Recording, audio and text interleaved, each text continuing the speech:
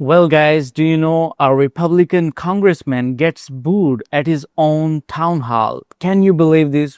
In front of his own supporters, he was actually saying we can't afford healthcare, and what people just replied, it will shock you. First of all, take a look at this clip, guys. Republican congressman was brutally booed for saying, hey, listen, we can't afford to give health care to everybody in this country.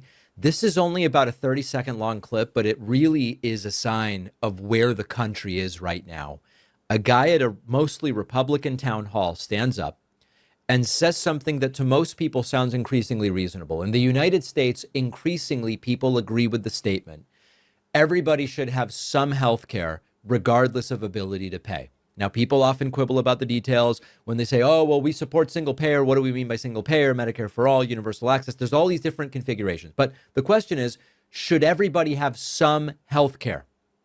And the Republican Congressman Mike Flood says, we can't afford that. And the crowd immediately starts to boo. This is significant. Take a listen. Every working and retired American should be entitled to health care. Would you sign on or write up a bill for Medicare for all? We've got Medicare now. We can start rolling back the age 5, 10 years at a time. Would you support that? We can't afford that. Yes, you can. Did you hear that? His own voters booed him. No, they are not the protesters. They are not Democrats as well. His own people, how they replied, this is insane, and it tells you something important is very shifting right now.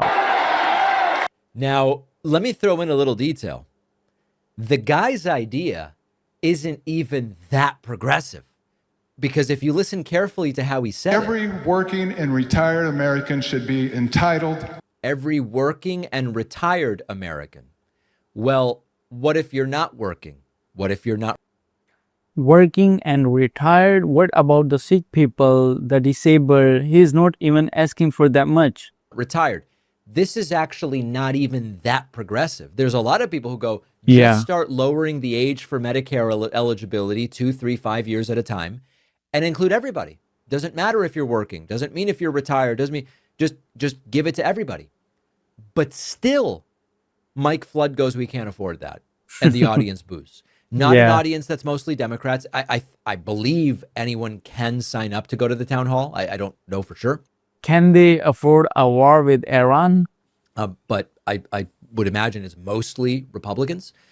These are not, Bernie crats or activists or whatever. These are voters, disproportionately Republican voters in a red district. And I think that part is key to understanding what's going on. A lot of politicians spend so much time arguing about labels. Is it universal health care or is it Medicare for all? Is it a government takeover of healthcare? Have we socialized medicine? If you strip it all down and just get rid of the branding and just go, hey, listen, should everybody have some health care, period? Doesn't matter your situation, doesn't matter ability to pay. Increasingly, people say, yes, they should. We have a very wealthy country. Yeah, people are saying yes because not just Republicans, not just Democrats, every American is saying yes, no doubt. Here. And even as things are a little shakier now, this is still a very wealthy country with an average, very high standard of living, but there is significant inequality. We're not saying billionaires become illegal. We're not saying every millionaire's salary gets donated to. We're simply saying there are some basics here that we should be able to come together and afford for everybody. We don't need to have homelessness. We don't need to have hunger. And we don't need to have people without health insurance. That's it. It's very simple. And in fact, it wouldn't even be that expensive because when people don't have a home or health insurance or are hungry, that has negative externalities and it creates additional costs. Should people be able to get treatment for conditions without being at risk of going bankrupt? Most people would say yes. And what Mike Flood goes is simply that wouldn't work. It might even make healthcare worse if we did that. It wasn't people should buy their own insurance. It's just we can't afford it. We can't afford it. I don't think voters believe that crap. And I think especially voters don't believe it when they look around and they go, 13 million for relining the reflecting pool. That's what Trump, 13 million won't pay for that much healthcare, but 13 million for a pool, a war in Iran, a ballroom that's 200 million, 400 million, $1 billion, whatever. Yeah, and this is where people's patience runs out actually. Billions for war, billions for ballroom and reflecting pool. But what about healthcare? And most of the Americans are saying yes for the healthcare, but they are denying. They say we can't afford. So this is for what people have voted for you in 2024 elections.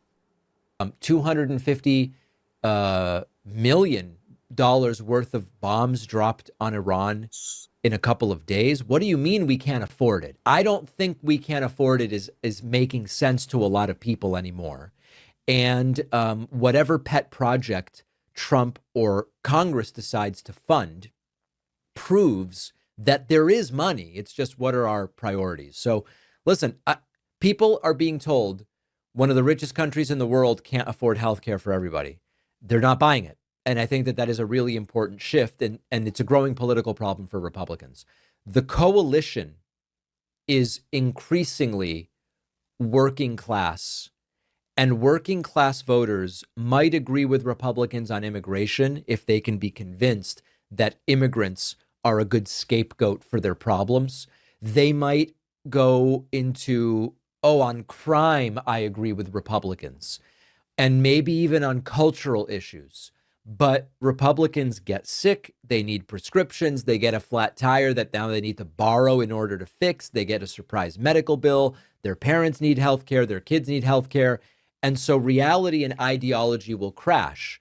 And my suspicion is that this is a really important moment, because even if Trump has convinced a bunch of these people around stuff like, oh, we got to get men out of women's sports, this is one of the greatest threats to your kids. When everything's going fine economically, maybe you go, yeah, I do need to get men out of women's sports. That's important. All of a sudden, when you can't afford health care, I think you're increasingly going to be willing to go with whoever has a path to getting people health care, and you'll put aside men and women's sports.